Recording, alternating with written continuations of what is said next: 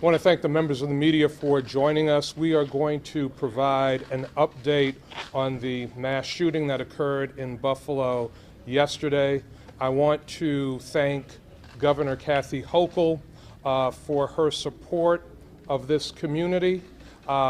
In Albany working, flew back to be with this community where she lives.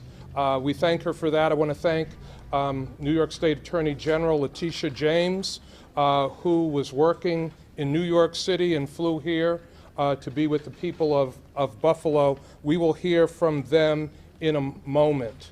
I'm going to have some opening comments and then turn things over to Buffalo Police Commissioner Gramaglia.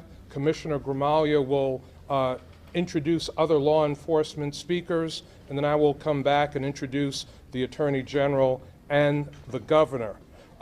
There have been many elected officials in the local community who have been active and involved with this horrible situation. We have received calls from elected officials, from business leaders, and others from all across the country and internationally as well.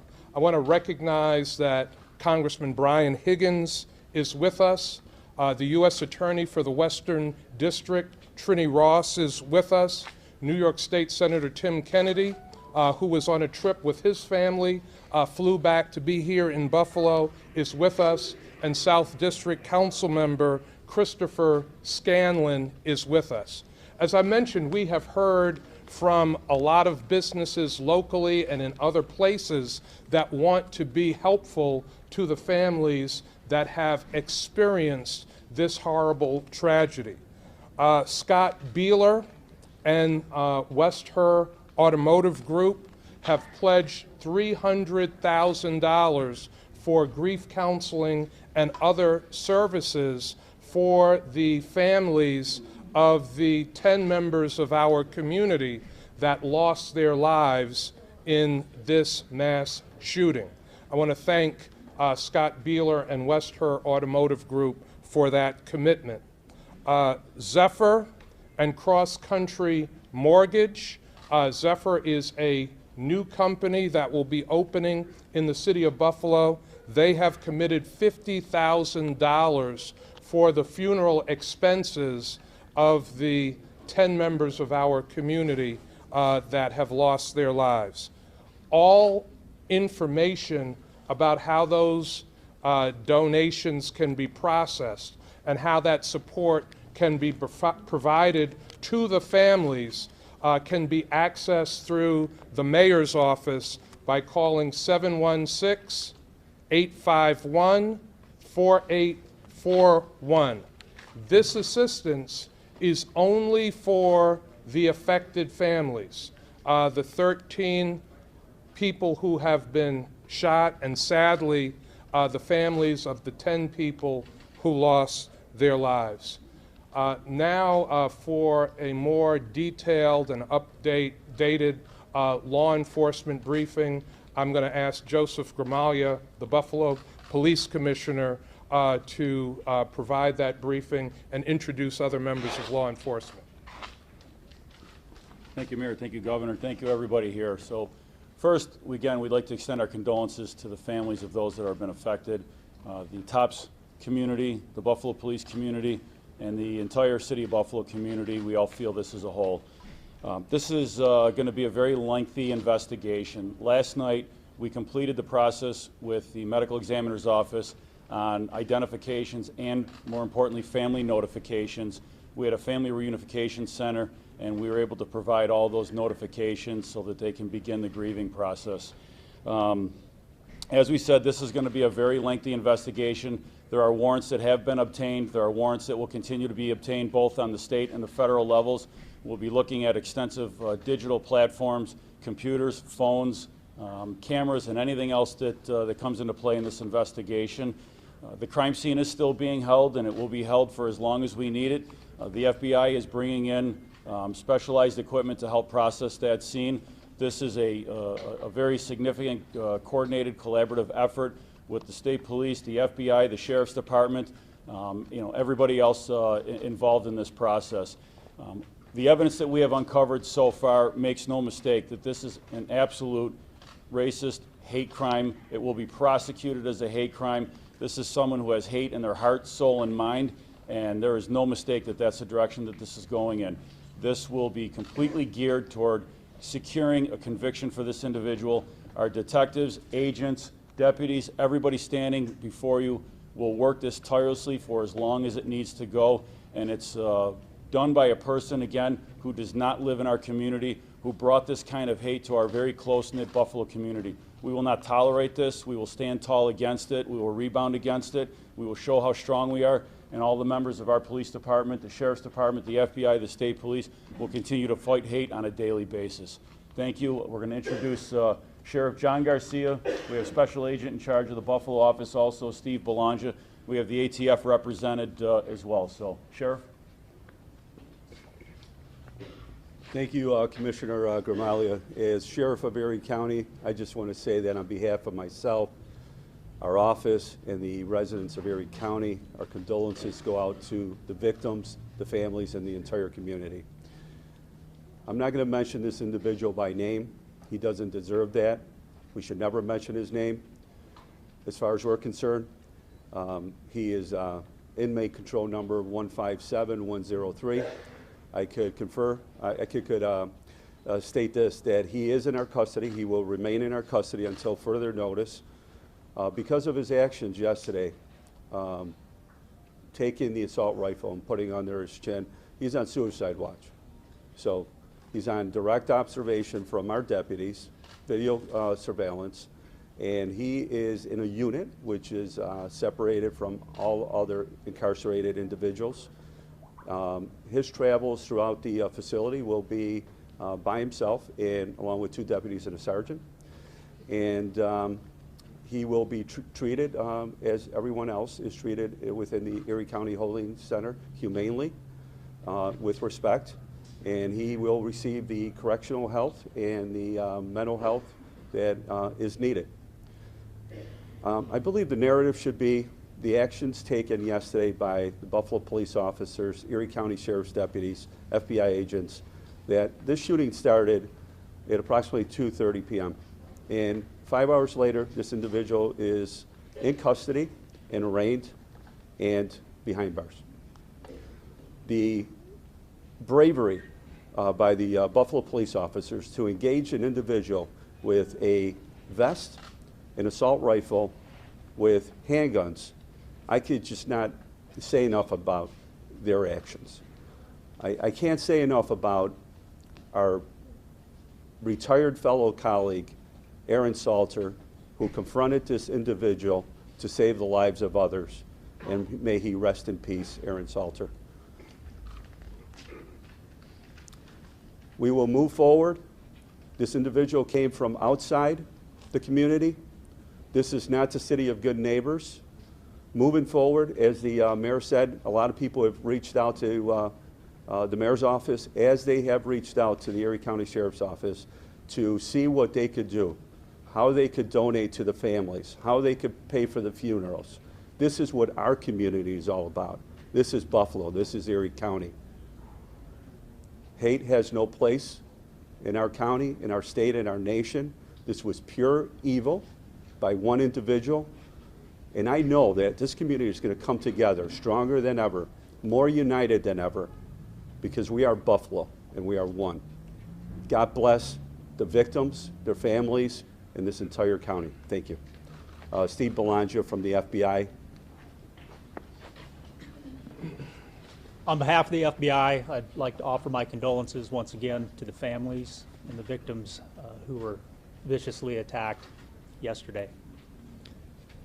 The FBI continues to vigorously work this investigation from a federal perspective with all of our federal, state, and local partners. I'd like to give a shout out to the ATF, who has been an incredible partner from the beginning on this case at the federal level. We are receiving resources both locally and federally and from our headquarters to assist in this investigation, including from our evidence response unit at headquarters, along with our criminal investigative division, our counterterrorism division, and our victim services division. We continue to investigate this case as a hate crime, a federal hate crime, and as a crime perpetrated by a racially motivated violent extremist. If you have not seen it, the FBI has set up a tip line, and if anybody has information that could help with this investigation, we ask that you go to fbi.gov/buffaloshooting.com or fbi.gov/buffaloshooting if you have any information, any video, anything like that that would assist the investigation. Thank you. Again, I want to thank law enforcement at every level, federal, state, Buffalo Police, Erie County Sheriff's Department, for their tremendous response. The Buffalo Police responded in less than 2 minutes after this incident began. And I want to say a special word of thanks to the Buffalo police officers, because if not for their swift response and courageous actions, more lives probably would have been lost yesterday. That is important to note. This individual came here with the expressed purpose of taking as many black lives as he possibly could. So the Buffalo Police saved a lot of lives yesterday. I want to thank them for that. Yesterday, as this was unfolding, one of the people that reached out was New York State Attorney General Letitia James. And not only did she reach out, but then very quickly, very shortly thereafter, got on a plane and flew here to be with our community and provide support and services. My pleasure to introduce our Attorney General. Thank you. Thank you, Mr. Mayor. I want to thank law enforcement this morning. I also want to thank the District Attorney and the Assistant United States Attorney General who will be prosecuting these cases.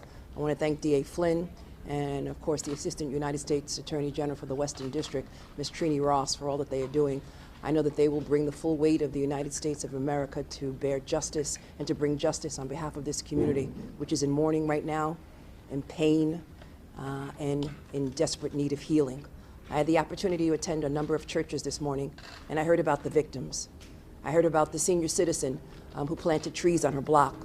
I heard about the woman who just went to visit her husband in a nursing home and then stopped by at Tops to get something to eat.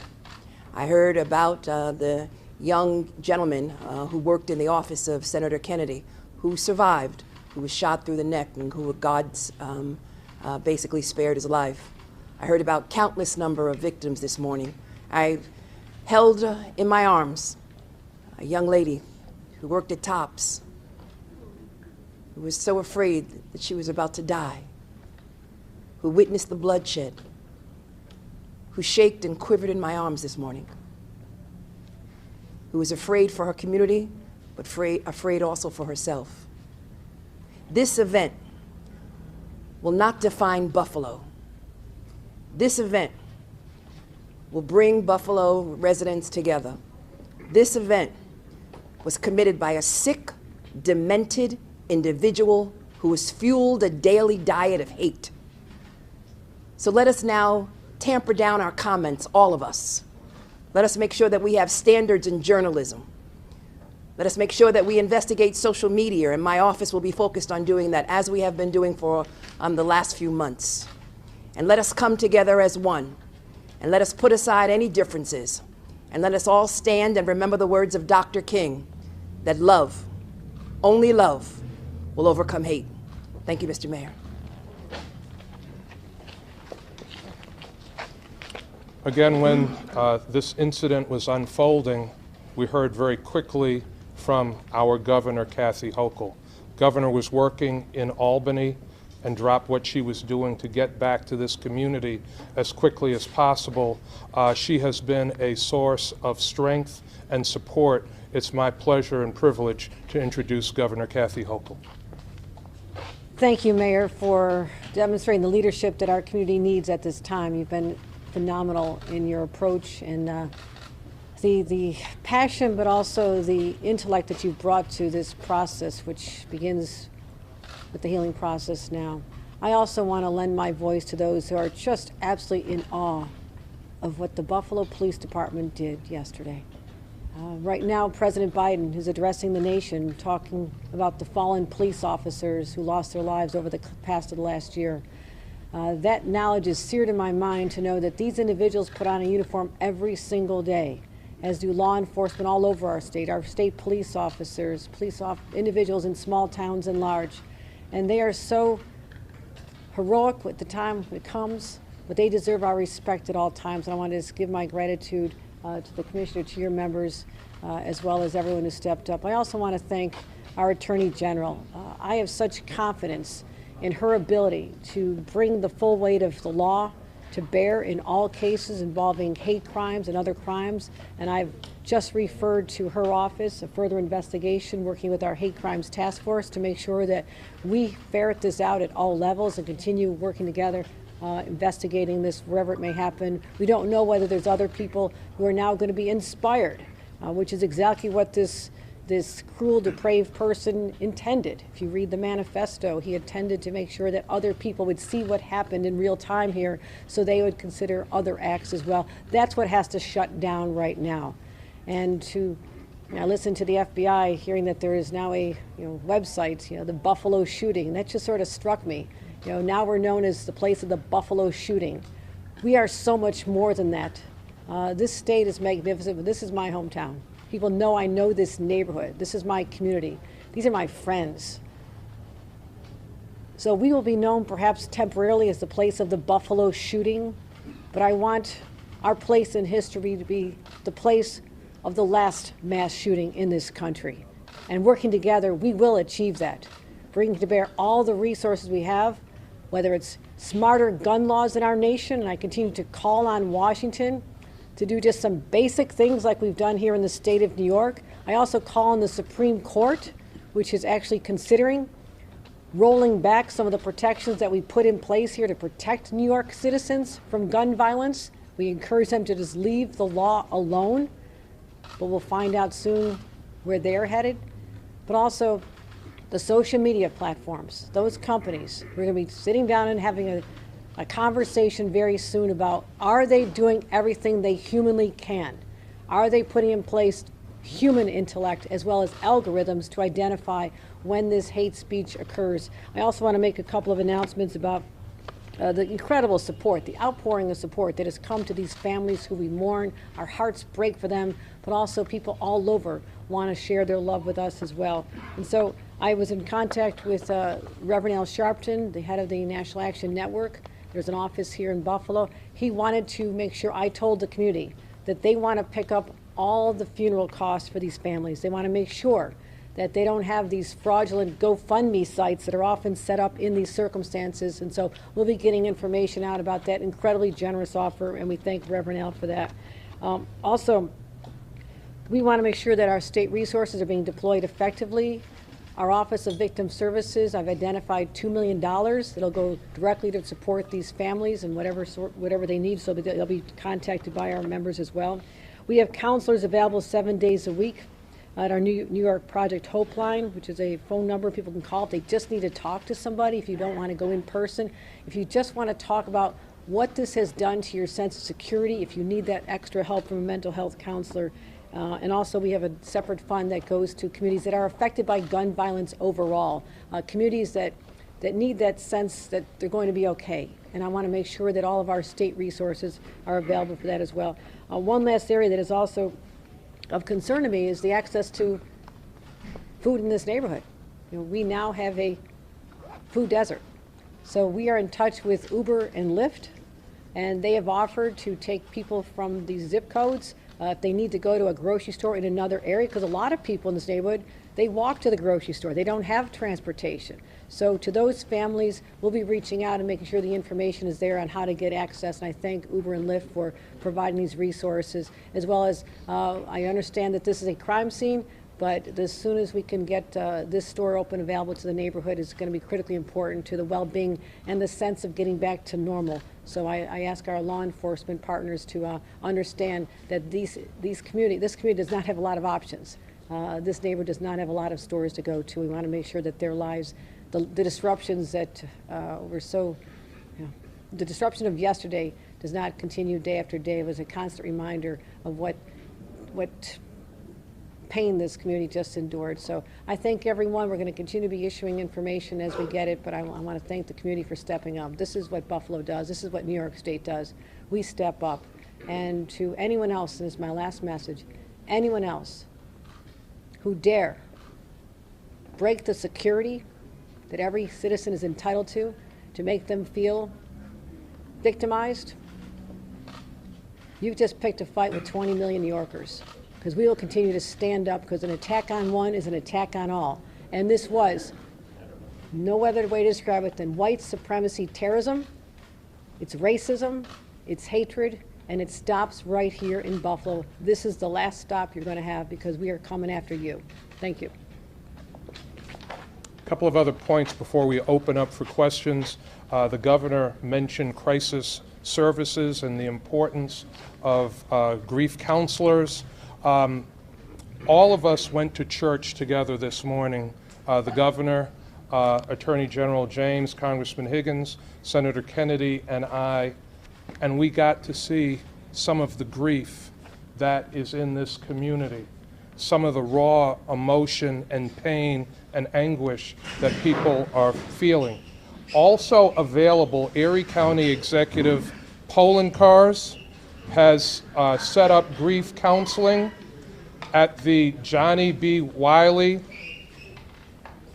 Athletic Center on Jefferson Avenue. That grief counseling is available until 9 p.m. tonight, and it will be available tomorrow from 9 a.m. to 9 p.m. At the Johnny B. Wiley Athletic Center on Jefferson Avenue, right down the street from where we are. We know that there were a number of people that witnessed this incident, that feel traumatized by this incident. It is open to anyone, including law enforcement, that would like to see a crisis counselor. Also, for others that can't get to that site, crisis services is available. That number is 716-831-3434.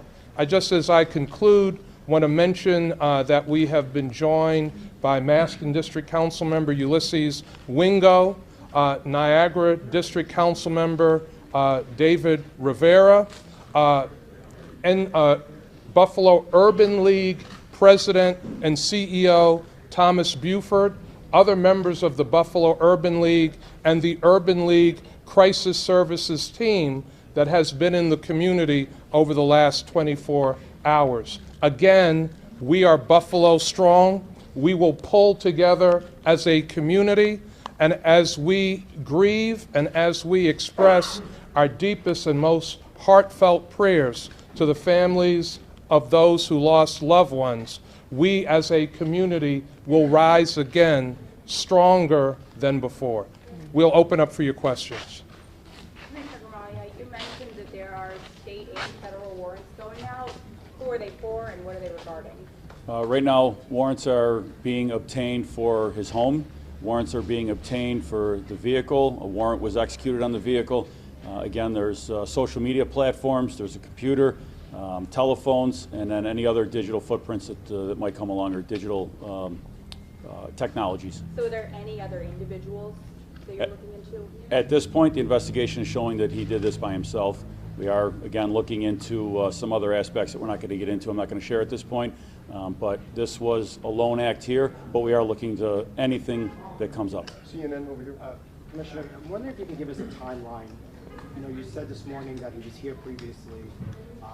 Have you been able to build out a timeline from the last 24 hours, 48 hours of this week? So he was in the Buffalo area. He was right in this area the day before. The warrants on social media platforms, GPS technology, that's going to help us put a much better timeline. We have identified some of the locations that he was at. We know he did some reconnaissance on the area and in the store. But as far as the timeline of when the act took place, the first 911 call came in at 2:30 p.m. yesterday. Our patrol officers were on scene at 2:31, according to our CAD yesterday. The officers immediately engaged the subject. As it was said, he put the gun underneath his chin. and our officers very courageously used every de-escalation tactic that they could. They talked him down. It was a pretty one-sided fight there with the armor that he had, and they were able to safely take him into custody with no further shots being fired. It was just a tremendous act of bravery. Did he interact with anyone at the tops when he was there previously, or anyone in the community previously? That I'm not going to disclose. That's all part of the investigation. And I have a question for the U.S. Attorney. How quickly do you think we'll see federal charges here, in this case, the federal hate crime charges? We understand the urgency of the situation. I have surged our team to work on warrants and to work with our law enforcement partners. We will bring charges as soon as we know we have the evidence to support them. Jennifer? The Attorney General gave us a little bit of information about the victims. What else can you tell us? Are you able to tell us the ages of the victims, and when do you expect to release the names? We are looking at potentially releasing that later today. We'll get all that information out. Commissioner, there's a lot of people on the street who are relaying to us frustration with the fact that the shooter, surrendered peacefully and saying things, pointing out that, black men often in conflicts with the police have been shot for much less. Can you just respond to that criticism that is out there, or maybe this frustration in the community that we're hearing? Any opportunity that we have, and that's what we teach to de-escalate a situation, we are not looking to shoot anyone. This individual at the time put the gun to his own chin, not pointed towards the officers. The shooting had stopped at that point, and the officers moved in very quickly to de-escalate. Had the need come into play where they were forced to take deadly physical force, then they would have acted on that. Again, keep in mind he was heavily armed. He had metal plating, armor plating vests on, and that could have been a really bad situation. But we responded as we're trained. The security guard fired at him with a weapon, right? He shot at him, and because he was wearing protective gear, it had no effect on him. Is that right? Yes, our retired officer Salter, working security there, engaged a suspect, fired rounds. We have evidence that he struck him at least one time, and that unfortunately had no effect. Associated Press, Carolyn? When was the weapon purchased? And also, given that the state police have investigated him at his high school, would there have been anything in state law or another law to prevent him from obtaining a weapon like that? So we're not going to get into specifics of when the weapons were purchased. We have a timeline of that. We have it tracking. The ATF immediately moved on that. As far as last year, it's been put out there that the state police had brought this individual in for a mental health evaluation. He went to the local hospital. He was there for, the information we have is about a day and a half, was evaluated and then released at that point. So, Sir, a question for the governor. We're coming on 10 years since Sandy Hook, when everyone said this will never happen again. Political environment is now probably even more difficult for the proposals that you're mentioning. What are you going to do differently? I'm going to keep fighting. Our proposals are make common sense. I had already pre-planned to announce a number of safety measures to protect New Yorkers on Tuesday. I'm going to continue with that press conference to make sure anytime we find a loophole that we close it quickly. There's actually guns. They're called AOWs, any other guns. Believe it or not, they look like an assault weapon, but they don't fit the description of laws right now because the criminal mind is very diabolical. And just like with ghost guns, years ago, no one would have thought of what a ghost gun is, that you can literally order online the components of a gun that could take people's lives. I just signed a law outlawing that. So we're always trying to stay ahead of the criminals, but when we find out that they take advantage of loopholes in our laws, then I'm going to keep closing them. But this also calls for a national response. What was used was not able to be purchased legally in the state of New York. The basic gun was, but the high-capacity magazine associated with it had to come from another state because it is illegal in the state of New York. We need a smart national policy, and let's start with something as what I would say in the no-brainer category after Sandy Hook. Shame on this country, shame on Congress at that time for not passing something as basic as a background check. So I'm ready to recharge that conversation. Yes, it's a challenging time politically, but that doesn't mean that we should stand down and let the criminals win. Have you heard any offers of cooperation across party lines, across the traditional divisions on this issue? No, but I expect to hear from them because these are their constituents as well. They represent other New Yorkers, other people across this country. And this is a time when regardless of your political philosophy or registration, leaders need to lead. Step up. Step up. This can happen in red as easily as blue states. So we have a national moment here where the world is focused on what happened here in Buffalo. Yes, it is white supremacy terrorism, domestic terrorism. We have to fight that, but also that coupled with the access to guns is the lethal combination that we have to continue to stop. So I call on leaders everywhere. Regardless of what you may have felt about guns in the past, this is a time to say we actually value people's lives, and that's what I'm going to be expecting. Governor, the state Sure. police. Governor, on the issue of social media, what would that look like? Are you talking about legislation? Are you talking about merely conversation? How would you fight hate speech without impinging on First Amendment rights? I understand First Amendment rights very well. I have no intention of impinging upon them. However, hate speech is not protected. You cannot yell fire in a crowded theater because people's lives could be in danger and people rush out of there. That is settled law of the land. So there are parameters if you're going to be inciting people to violence. That's not protected. So we know the limitations on what our laws can do. I'm going to make sure we're protected at the state level, but also there is much more to do from the social media companies themselves. I want them to sit in a room, look me in the eye and tell me, have you done everything humanly possible to make sure that you are monitoring this content the second it hits your platform? And if you're not, then I'm going to hold you responsible. So prove to me that there's nothing else that can be done, because they have a lot of resources, so don't tell me you can't afford this. There's a lot of technology. You know, monitoring aspects are important to us, as well as working with our state police officers as well and our federal partners. Have you reached out to Twitch, to Discord, to those sorts of platforms to start these conversations? No, this literally happened less than 1 day ago. I assure you, when I get back to Albany, their phones will ring.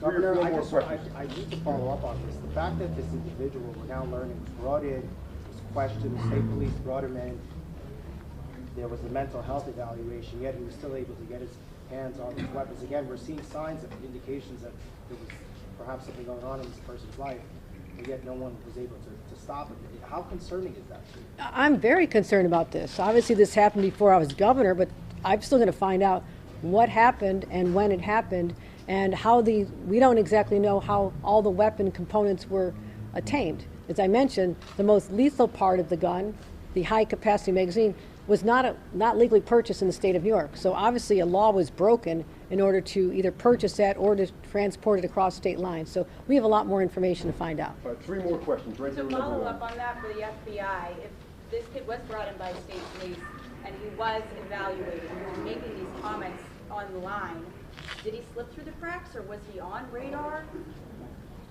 This individual was not on the radar of the FBI, and to my knowledge, he was not on the radar beyond the incident with the state police that's been referenced. But he was on the radar of the state police, right? I mean, Yeah, he that's was what brought in. I just said.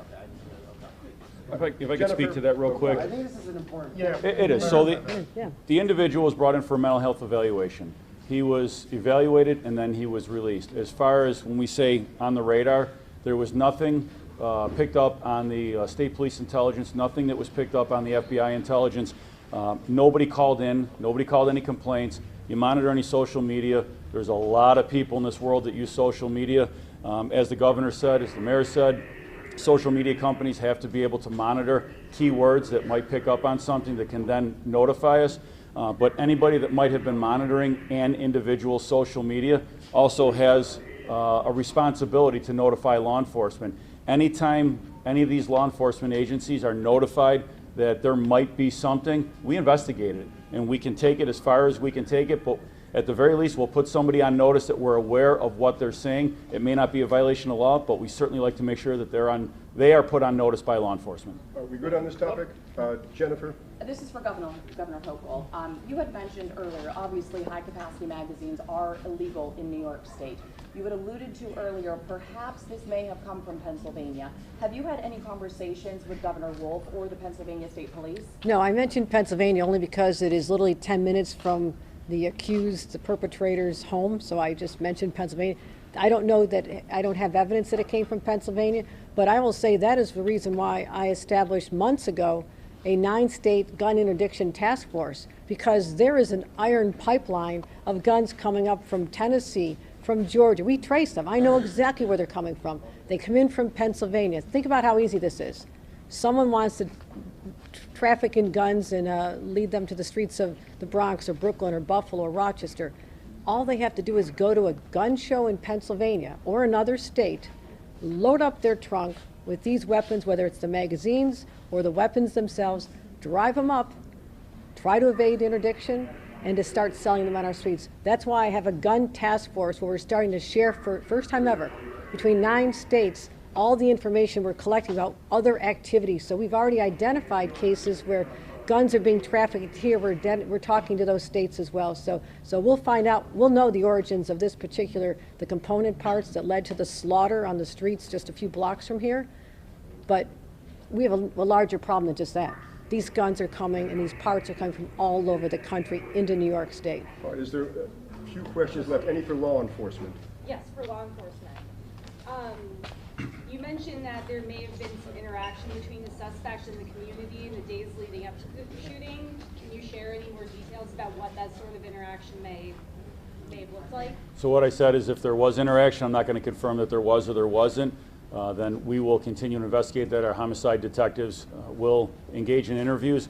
If someone out there believes that they spoke to this individual beforehand, please contact our department and come in and speak with our homicide detectives. Anything can help.